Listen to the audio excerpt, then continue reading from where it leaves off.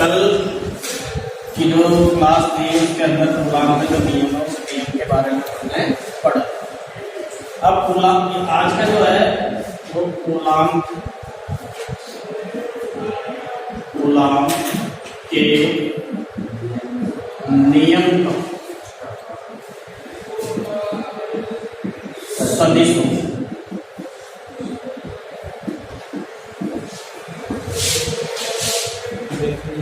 Vector form अपन को क्या करना है, पढ़ना। इसके अंदर क्या करते हैं, थोड़ा सा अपन देखते हैं कि कूलाम का नियम क्या है। कूलाम का नियम था F बराबर 1/4 पाई F0 Q1 Q2 upon R। Vector के रूप में अपन ने लिखा था R। ये हमारे पास क्या था, कूलाम का नियम। अपन क्या लेते हैं, एक निर्देश तंत्र लेते हैं। वो निर्देश तंत्र क्या है, XY निर्देश, जिसका मूल बिंदु O। इस निर्देश तंत्र में दो स्थिर बिंदु, एक Q1 दूसरा है Q। इनकी मूल बिंदु से दूरियां या स्थिति सदिश R1 वेक्टर, इसकी है R2 वेक्टर। दो स्थिर बिंदु आवेश है, दो स्थिर बिंदु आवेश होने के कारण इन पर बल कार्यरत है। तो बल कौन सा बल है, कूलाम बल। इस Q1 द्वारा Q2 पर बल लगेगा, Q2 द्वारा Q1 पर बल लगेगा। Q1 द्वारा Q2 पर लगने वाला बल मान लीजिए कितना है, F2। कितना है, F। और इसके कारण इस पर लगने वाला बल कितना है, F12 वेक्टर। ये क्या हो गई, मध्य की दूरी। मध्य की दूरी कितनी होगी, R12 वेक्टर, और इधर जाएंगे R21 वेक्टर। वो देखेंगे अपन। देखिए, माना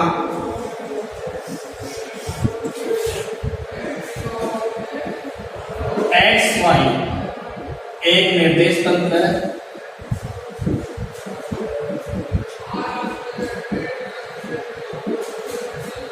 इस निर्देश तंत्र में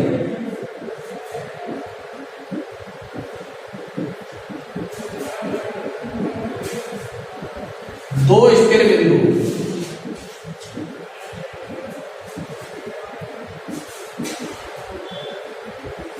दो स्थिर बिंदु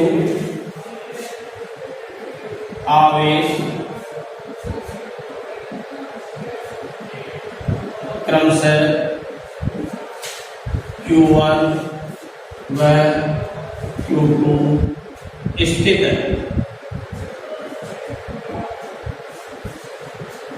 इन आवेशों की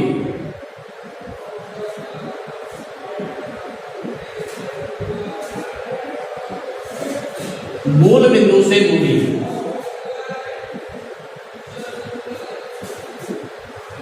दूरियां या स्थिति सदिश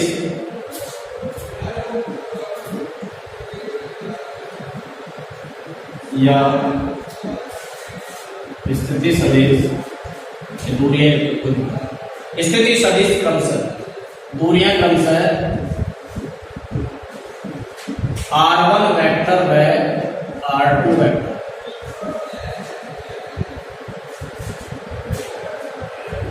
स्थिति सदिश क्योंकि वेक्टर लगा है, स्थिति सदिश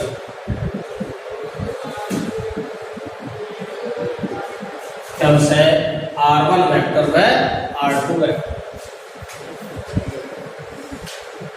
इन आवेशों पर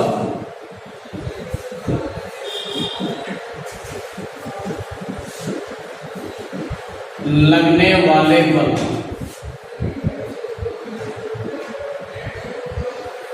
क्रमशः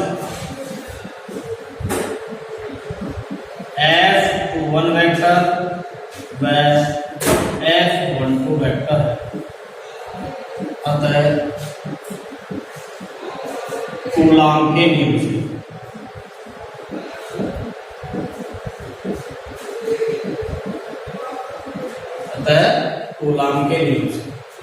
इधर देखिए, Q2 आवेश पर Q1 आवेश के कारण लगने वाला बल कितना है?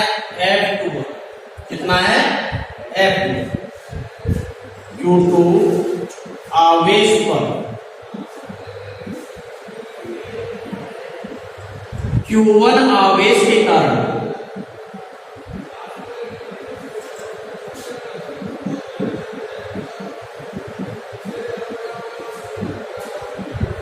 लगने वाला बल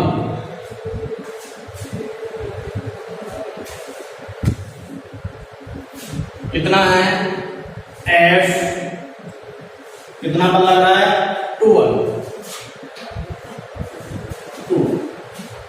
क्या था कूलाम का नियम? 1/4πε0। या नो, दोनों आवेश कौन से हैं? Q1 और Q2। Q1 Q2 अब इनके बीच की दूरी कितनी है? R1। देखिए कैसे, R12 स्क्वायर और R12 क्या? ठीक है, आप सबों ने त्रिभुज का नियम पढ़ा, सदिशों के लिए त्रिभुज का नियम। सदिशों के लिए त्रिभुज का नियम क्या था कि यदि त्रिभुज की दो क्रमागत भुजाओं को एक ही क्रम में व्यक्त किया जाए, त्रिभुज की तीसरी भुजा विपरीत क्रम में परिणामी सदिश के परिमाण को क्या करती है? व्यक्त करती है। सदिशों के लिए त्रिभुज का नियम कहलाता है। ये हम यूं में इस तरीके से है, ये सीधा यहां चले गया मूल बिंदु से Q2 पर। अब देखिए, दो क्रमागत भुजाएं कौन कौन सी होगी? O Q1 और Q1 Q। ये तो भुजा हो गई। तो यहां पर देखिए, R1 vector plus R12 vector बराबर कितना हो जाएगा? R2 vector. कितना हो जाएगा? R2 vector. R12 vector 12 vector बराबर R2 vector minus R1 vector. कितना हो गया? R12 वेक्टर बराबर R2 माइनस R1 वेक्टर। अपन इसकी जगह ये चीज रख सकते हैं, नहीं रख सकते? 12 की जगह कितना रख सकते हैं? R2 minus R1 vector. F21 vector बराबर 1/4πε0 Q1 Q2 अपॉन R2 vector minus R1 vector. इसका क्या हो गया? इसका R12 कैप। कैप क्या है बेटा? एकांक सदिश। एकांक सदिश क्या होता है? इकाई परिमाण वाले सदिश को क्या कहते हैं? एकांक सदिश कहते हैं। तो देखिए, इकाई परिमाण वाला सदिश कौन सा हो गया? जैसे ए कैप बराबर होता था ए वेक्टर अपॉन परिमाण ऑफ ए वेक्टर। यहां पर क्या है हमारे पास?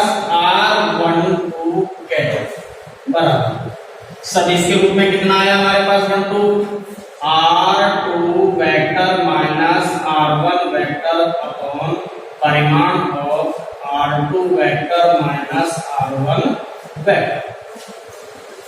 तो R12 कैप की जगह मैं क्या लिख सकता हूं? R2 vector minus R1 vector upon परिमाण of R2 vector minus R1 vector. अर्थात F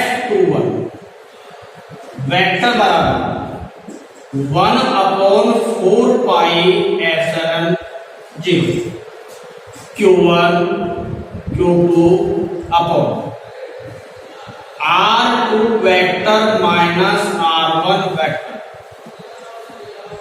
स्क्वायर, और इसकी जगह क्या लिखूंगा मैं, इनटू R2 वेक्टर, या कोष्टक ले लेंगे, R2 vector minus R1 vector बटे R2 vector minus R1 vector, इसका क्या हो गया, परिमाण। ये स्क्वायर लग गया तो ये भी क्या बढ़ गया, परिमाण बढ़ गया हमारे पास, और ये भी क्या हो गया, परिमाण। तो घात 2 और यहाँ पर कितने हैं, 1, आधार समान है तो घातें क्या हो जाती हैं, जुड़ जाती हैं, तो 2 और 1 कितने हो गए, 3। तो F21 vector 1/4 pi epsilon 0 Q1 Q2 अपॉन R2 vector minus R1 vector, मैं इसको परिमाण के रूप में कितना लिख सकता हूं, 3। R2 vector minus R1 vector समीकरण नंबर कितना हो गया, 1। ये किसके कारण हो गया, Q2 आवेश के कारण, Q1 आवेश के कारण Q2 आवेश पर लगने वाला बल कितना हो जाएगा, F21 वेक्टर बराबर 1/4 pi epsilon 0 Q1 Q2 upon mod of R2 vector minus R1 vector की पावर कितनी होगी, 3। R2 vector minus R1 vector, समीकरण नंबर क्या दे दिया हमने, 1। इसी प्रकार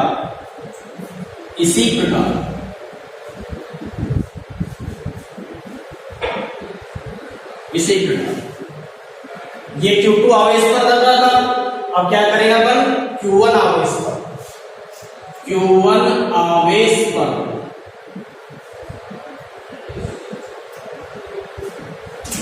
Q1 Q2 आवेश के कारण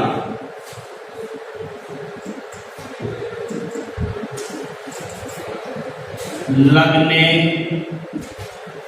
वाला बल, लगने वाला बल कितना हो गया, F12 वेक्टर, कितना बल लग रहा है, F12 वेक्टर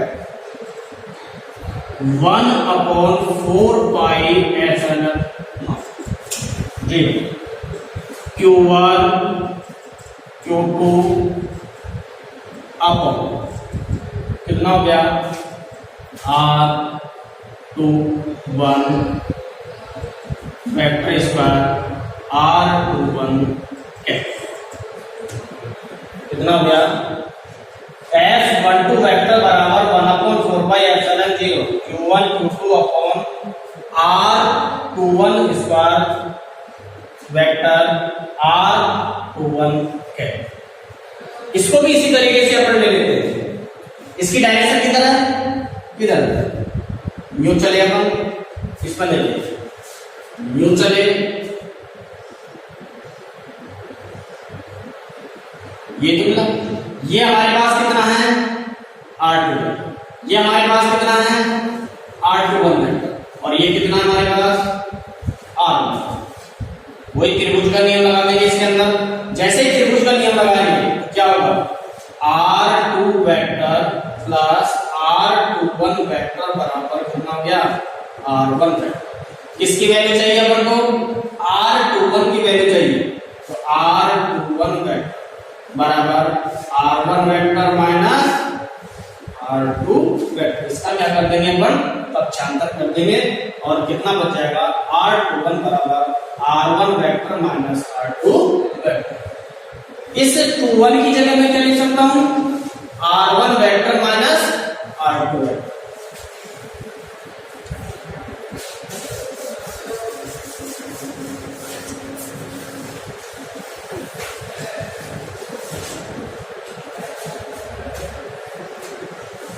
देखिए F12 वेक्टर बराबर 1/4 pi epsilon 0 Q1 Q2 upon, इसकी जगह कितना लिखूं मैं, R1 vector minus R2 vector, R1 vector minus R2 vector, इसके ऊपर क्या लग रहा है, स्क्वायर।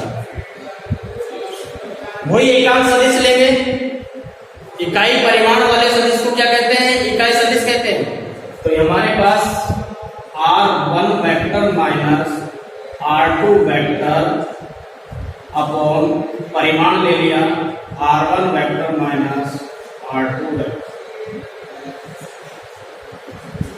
इसको भी हल कर लेंगे उसी तरीके से।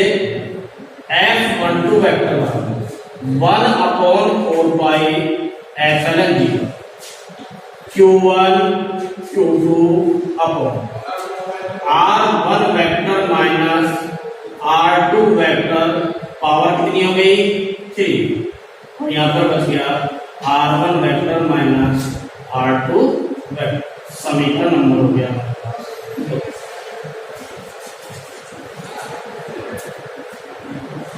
इस डायग्राम के अंदर R12 वेक्टर की डायरेक्शन ये है और R21 की डायरेक्शन क्या है, विपरीत। परिमाण दोनों का क्या है, समान है, लेकिन डायरेक्शन क्या है, विपरीत है। तो अपन इनको परिमाण समान है, डायरेक्शन विपरीत है, तो चिन्ह क्या लगा देते हैं, माइनस लगा देते हैं। क्योंकि R12 वेक्टर R21 वेक्टर परिमाण के समान,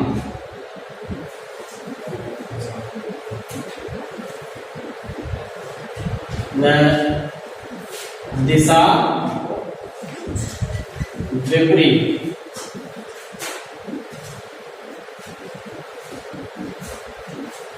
होने के कारण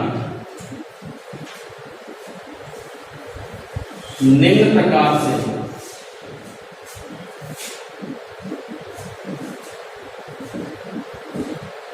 व्यक्त कर सकते हैं। कारण स्थिति सदिश को,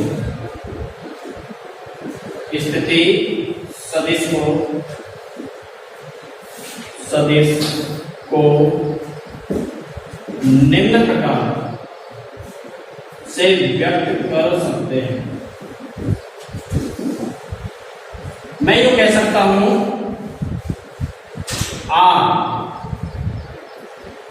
R21 कैप पर R12 कैप, क्या लगा दूंगा मैं, माइनस। अब इसकी जगह मैंने क्या लिया, इसकी जगह क्या था हमारे पास, R1 vector minus R2 vector, ये तो था इसकी जगह। चिन्ह किसका लग रहा है हमारे पास, माइनस का, और ये कितना है हमारे पास, इसकी जगह क्या लिख सकता हूं मैं, R2 vector minus R1 vector, लिख सकता हूं, नहीं लिख सकता, समीकरण नंबर इसको दे देता हूं मैं, ठीक। अब समीकरण जो 3 है, चाहे तो अपन समीकरण 1 में रख दें उसका मान, चाहे समीकरण किस में रख दें, 2 में, स्वेच्छा से कोई समीकरण लिख सकते हैं। तो मैं लिख रहा हूं समीकरण 1 2 किसके अंदर आ रहा है, 2 1 किसके अंदर आ रहा है, 2 में रख देते हैं, सुविधा रहेगी। समीकरण 3 से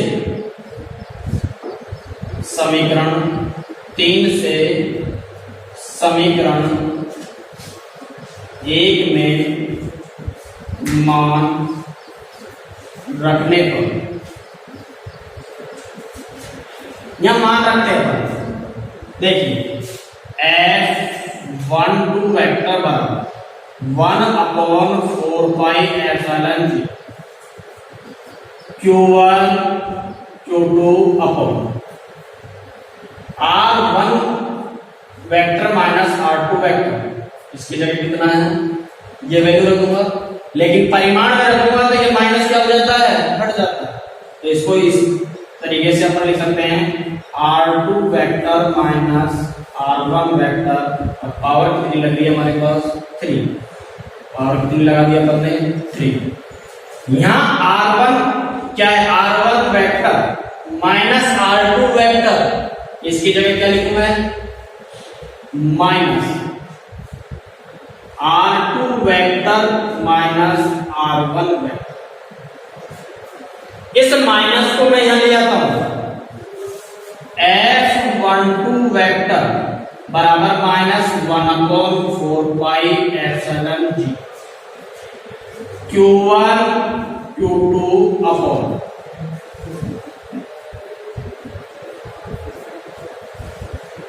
R2 vector minus R1 vector की पावर कितनी है अब 3, और ये कितना बच गया R2 vector minus R1 vector, ये हमारे पास समीकरण नंबर कितना हो गया 4।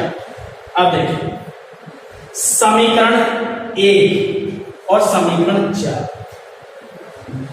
समीकरण 1 में देखिए 1/4 पाई एप्सिलॉन 0 यहां पर मिल रहा है 1/4 पाई एप्सिलॉन 0, यहां पर मिल रहा है Q1 Q2 R2 minus R1 की power 3, Q1 Q2 R2 vector minus R1 vector की पावर कितनी होगी 3, और यहाँ पर क्या R2 vector minus R1 vector.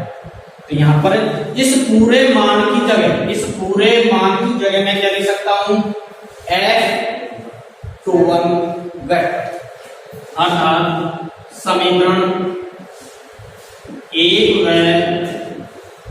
4 से समीकरण 1 व 4 से F12 वेक्टर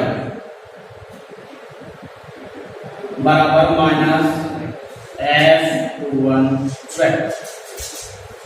समीकरण नंबर क्या है 5। समीकरण 5 कूलॉम के नियम का क्या कहलाता है सदिश रूप कहलाता है, और ये जो समीकरण 5 है न्यूटन की गति के तृतीय नियम की क्या कर रहा है पालना कर रहा है नहीं कर रहा। पहली वस्तु दूसरी वस्तु पर बल लगाती है तो दूसरी वस्तु भी उतनी पहली वस्तु पर क्या लगाती है F12 वेक्टर पर माइनस F21 वेक्टर। यही तो पढ़ा था अपन ने, एक बार दोबारा अपन देख लेते। ये हमारे पास XY एक निर्देश तंत्र है, वो क्या है मूल बिंदु। इस निर्देश तंत्र में एक स्थिर बिंदु आवेश Q1 और Q2 क्या है स्थित है। मान लीजिए दोनों पर चार्ज कैसा है इक्वल है, चार्ज इक्वल होने के कारण ये इस पर क्या लगाएगा प्रतिकर्षण बल बाहर की तरफ लगाएगा। मान लीजिए कितना लग रहा है F वेक्टर 21, ये कितना लगा ये इस पर लगाएगा, ये कितना लगाएगा F वेक्टर 12।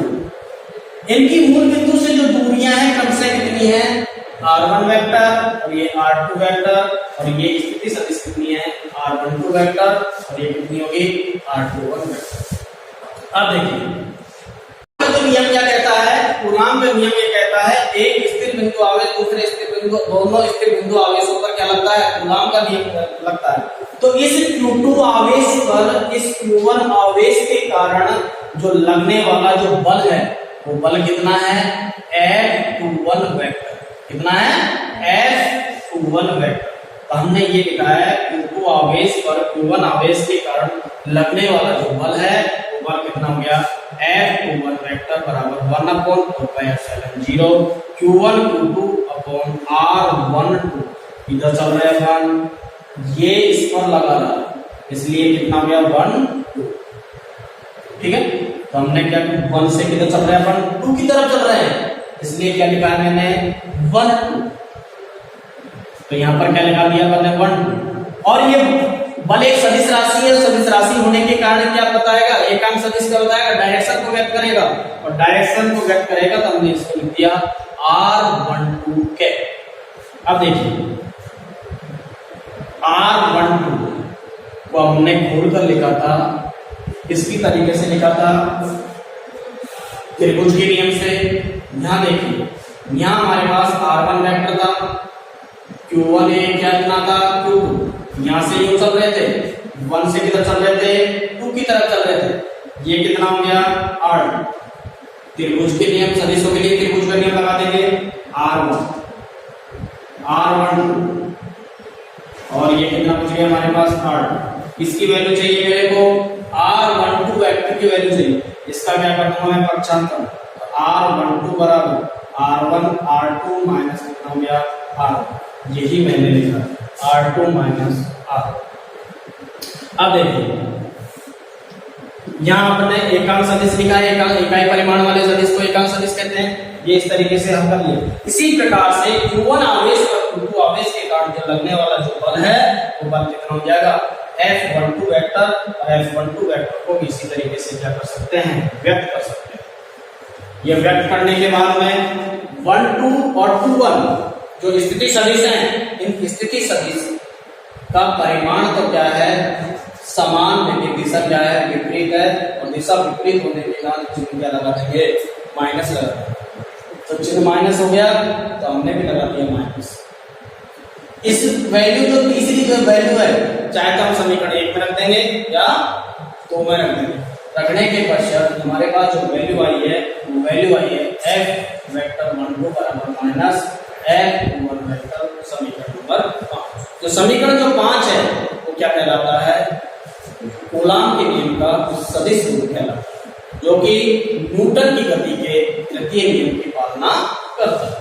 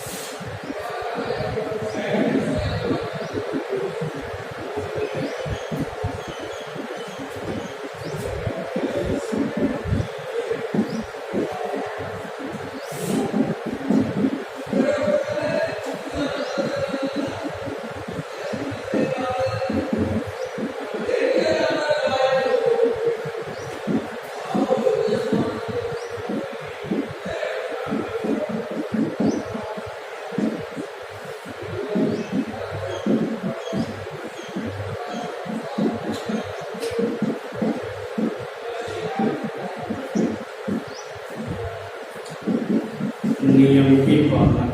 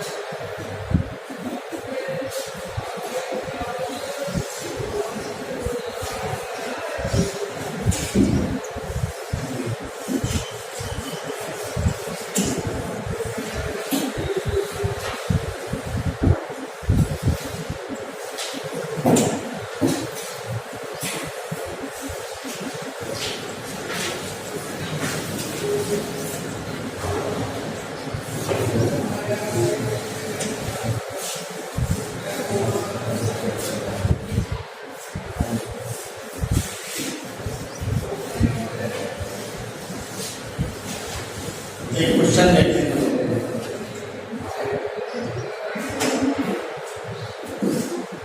एक समबाहु त्रिभुज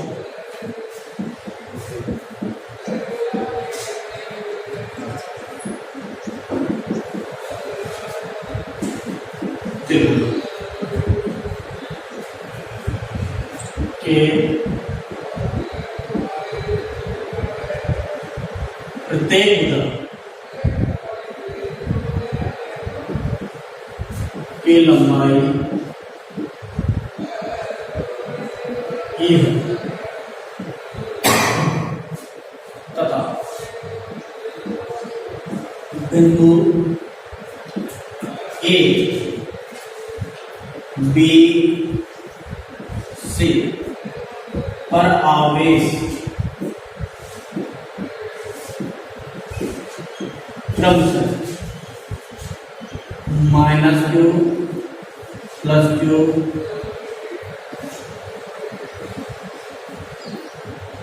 +q स्थित है, तो समबाहु त्रिभुज के केंद्र पर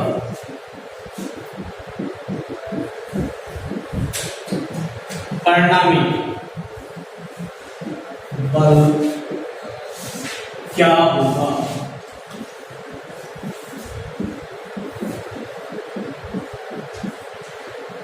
क्वेश्चन है हमारे पास एक संभाव त्रिभुज, ये हमारे पास क्या है, ये संभाव त्रिभुज,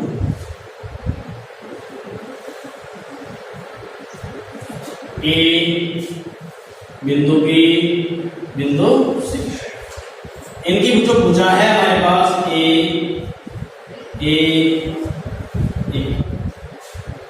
ये एंगल है संभव, सबका क्या होगा, इक्वल होगा, वो इक्वल कितना होगा 60 डिग्री, कितना हो गया 60।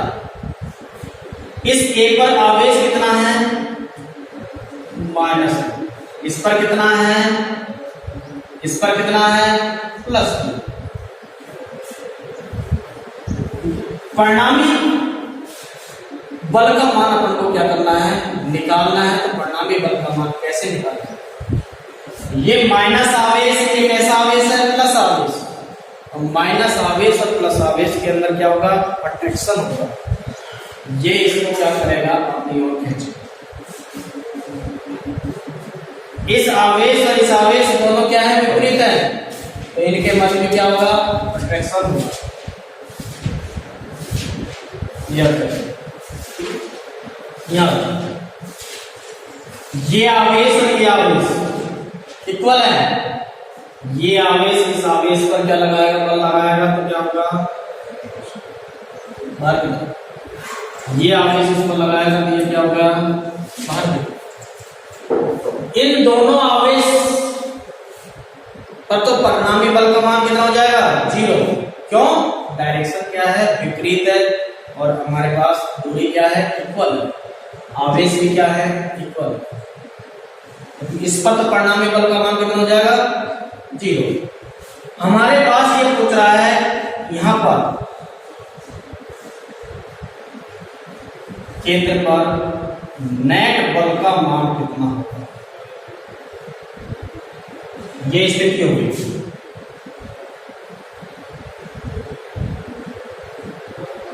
ये हमारे पास क्या हो गया, -q,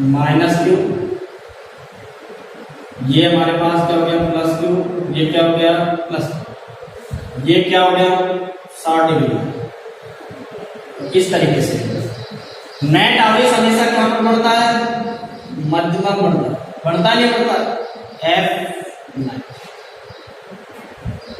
तो आपने सदिश वाला जो चैप्टर है उस चैप्टर में पढ़ा था, एक सूत्र पढ़ा था, R बराबर √P1 P² + Q² + 2 PQ cos θ। अब देखिए A B बिंदु A B के कारण लगने वाला बल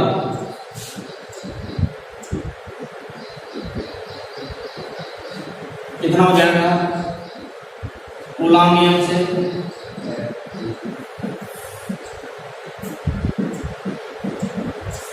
FAB बराबर क्या होता है, 1/4πε0 Q1 Q2 अपॉन R²। ये तो था, लेकिन Q1 की जगह कितना है हमारे पास Q, Q2 की जगह कितना है हमारे पास Q, और इनके बीच की दूरी कितनी है, a। यहाँ पर R की जगह कितना लिखूंगा मैं, 1। ठीक है, परिमाणात्मक वैल्यू ले लेते हैं, एफ ए बी बराबर कितना हो गया 1/4πε0 क्यू इंटू क्यू कितना हो जाएगा क्यू स्क्वायर हो जाएगा और बटे में कितना हो गया ए स्क्वायर हो गया नहीं हो गया। अब देखिए इसी तरीके से इन पर कितना हो जाएगा यही होगा ये कितना हो जाएगा एफ ए सी होगा या नहीं होगा दोनों का बराबर होगा। अब बराबर होगा तो केंद्र पर समबाहु त्रिभुज के केंद्र पर परिणामी बल केंद्र पर परिणामी बल। अब मैं इन सबका मान कितना ले लूंगा बराबर है मान एफ नेट बराबर अंडर रूट क्या आता है ये ले लेते हैं F A B square plus F A C square plus 2 F A B F A C और कॉस थीटा। ठीक है एफ नेट बराबर एफ ए बी का मान कितना है एफ और इसके ऊपर क्या लग गया इसका ये कितना हो गया एसी का मान कितना है F plus 2 F F cos इन दोनों के बीच कितना एंगल बन रहा है 60 डिग्री का यहां कितना हो गया 60 डिग्री ये क्या हो गया अंडर इसको अपन हल कर लेते हैं एफ नेट बराबर under F F 2f square O F square plus यहाँ पे कितना हो गया 2f स्क्वायर एक और 60 का मान कितना होता है 1/2 कितना होता है 1 2 से 2 कैंसिल एफ नेट बराबर कितना हो जाएगा under root 2f square plus f square F net बराबर अंडर रूट 3f स्क्वायर तो एफ नेट बराबर अंडर रूट 3f एफ की वैल्यू कितनी है हमारे पास ये वैल्यू कितनी है ये एफ नेट बराबर under root 3 into 1/4πε0 Q square upon A square या इसको मैं यूं भी लिख सकता हूं के अंडर रूट 3 के ए स्क्वायर के क्यू स्क्वायर अपॉन ए बल है नेट बल पूछा है बल का मात्रक क्या लिखोगे न्यूटन इस पर जो केंद्र पर जो लगने वाला जो नेट बल है वो नेट बल का मान कितना आ जाएगा अंडर रूट 3 के Q square upon A square प्राप्त होगा। इसी तरीके से एक प्रश्न है समबाहु त्रिभुज की जगह अपन क्या ले ले एक वर्ग ले ले क्या ले ले वर्ग और वर्ग के अंदर देखिए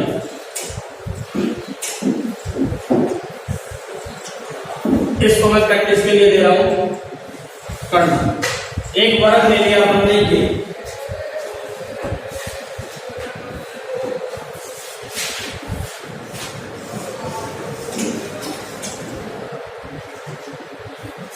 A B C D यहाँ पर हमारे पास प्लस क्यू आवेश इस पर भी प्लस क्यू आवेश इस पर प्लस क्यू आवेश और इस पर भी प्लस क्यू आवेश ये दे रहा है सब और मध्य में एक आवेश और लग रहा है प्लस क्यू आवेश परिणामी बल का मान क्या होगा निकालने की कोशिश करना परिणामी बल पहला प्रश्न दूसरा प्रश्न वही एक वर्ग ले लिया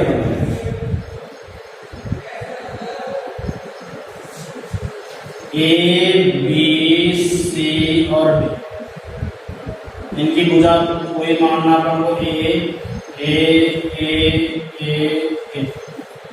ये हमने ले लिया +2, ये भी ले लिया हमने +2, ये ले लिया मैंने -2 और ये ले लिया मैंने +2। तो केंद्र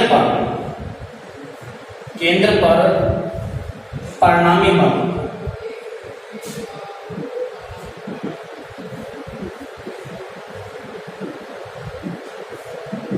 बल ज्ञात है, केंद्र पर परिणामी बल ज्ञात। कैसे करोगे देखो, थोड़ा सा ट्रिक बता दें। ये दोनों क्या है,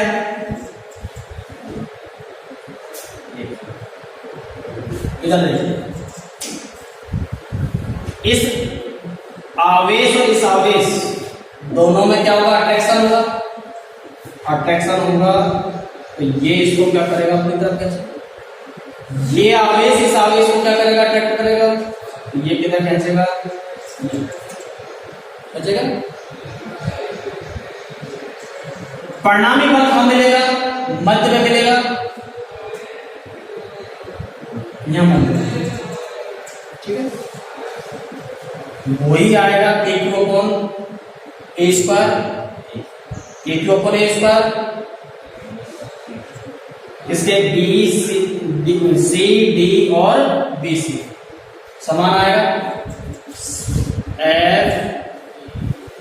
FCD FBC, ये दोनों क्या आएंगे, बराबर आएंगे नहीं आएंगे। इस पर कूलॉम का नियम लगाओ, K Q1 Q2 upon R², कितना आ गया, K Q² अपॉन A²। इसको भी अपन ने कितना बल मान लिया, F मान, ठीक है। अब देखिए कंडीशन, ये स्थिति बन गई नहीं बन गई, ये स्थिति बन रही है, देखो इस पर मैंने बल लगा लिया है, इस पर भी बल लगा लिया है, ये तो बल लग रहा है। ये परिणामी बल हमको कहाँ मिलेगा, यहां मिलेगा। ये मैंने ले लिया, मान लीजिए F1, कितना ले लिया, F। कौन सा सूत्र लगाएंगे परिणामी बल के लिए, वही सूत्र है परिणामी बल, F1 बराबर √ क्या लगेगा, FCD² plus FBC² plus 2FCD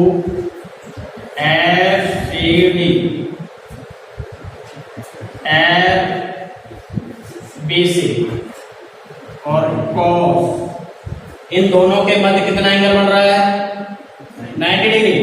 ये कितना लिख देंगे अपन, cos 90 का मान कितना होता है, 0, चूंकि cos 90 बराबर 0, cos 90 का मान 0 है, तो यहाँ इसको लिख देंगे अपन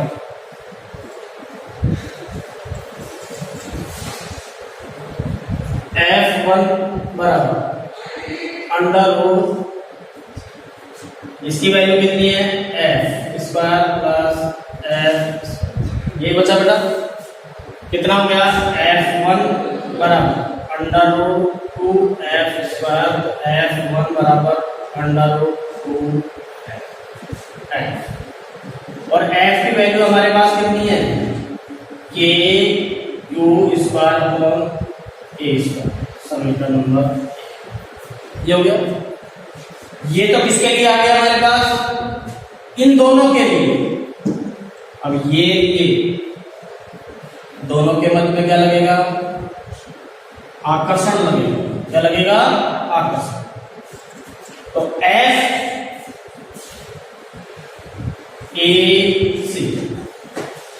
FAC का मान ये तो गया, कूलॉम बल क्या होता है, K Q1 Q2 upon R²। Q1 का मान कितना है, Q 2 का मान भी कितना है q, तो कितना हो गया स्क्वायर अपॉन आर स्क्वायर। इनके बीच की दूरी कितनी होगी, ये दूरी को अपन को क्या करना है, निकालना है। कैसे निकालेंगे, इसमें पाइथागोरस प्रमेय लगा देंगे, और पाइथागोरस प्रमेय लगाएंगे तो ये क्या है कर्ण, आधार का स्क्वायर प्लस लंब का स्क्वायर। तो आधार कितना है a स्क्वायर, लंब कितना है a स्क्वायर, इसका क्या करना है अंडर रूट, कितना हो जाएगा अंडर रूट 2a, कितना आएगा अंडर रूट 2a। ठीक है, अब देखिए अंडर रूट 2a और इसका क्या होता है स्क्वायर, अपन ने क्या लिख दिया स्क्वायर, अर्थात FAC बराबर KQ square upon under root 2 करेंगे तो कितना बच जाएगा 2, और यहाँ कितना आ जाएगा 21। समीकरण नंबर कितना हो गया। अब देखिए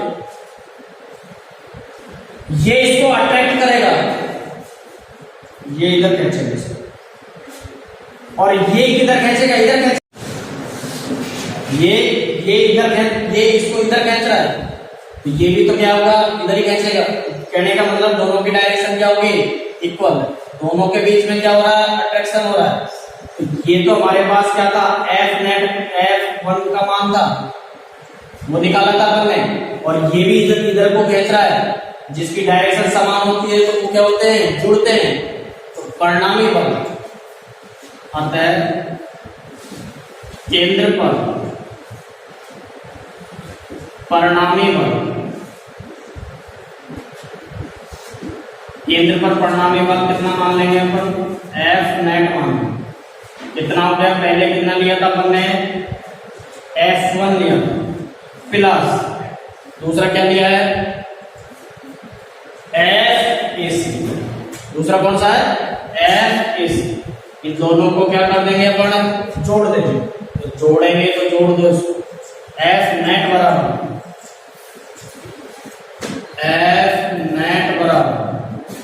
F1 की वैल्यू कितनी है under root 2 KQ square upon A square, इसकी वैल्यू कितनी है AC की वैल्यू ये रही, plus KQ square upon 2A square. यही है, कुछ कॉमन आ रहा है हमारे पास, F नेट बराबर KQ square upon A square, यहाँ पर क्या बच गया अंडर रूट 2 प्लस का 1 अपॉन 2, इकाई क्या लिखोगे इस पर न्यूटन, बल्कि इकाई क्या होती है न्यूटन। आगे भी अपना हम कर सकते हैं, लघुत्तम ले लेंगे और लघुत्तम लेने के बाद में आगे भी हल हो सकता है। इस तरीके से ये कोई क्वेश्चन आ जाता है, क्वेश्चन आपको करने में कोई दिक्कत नहीं होनी चाहिए।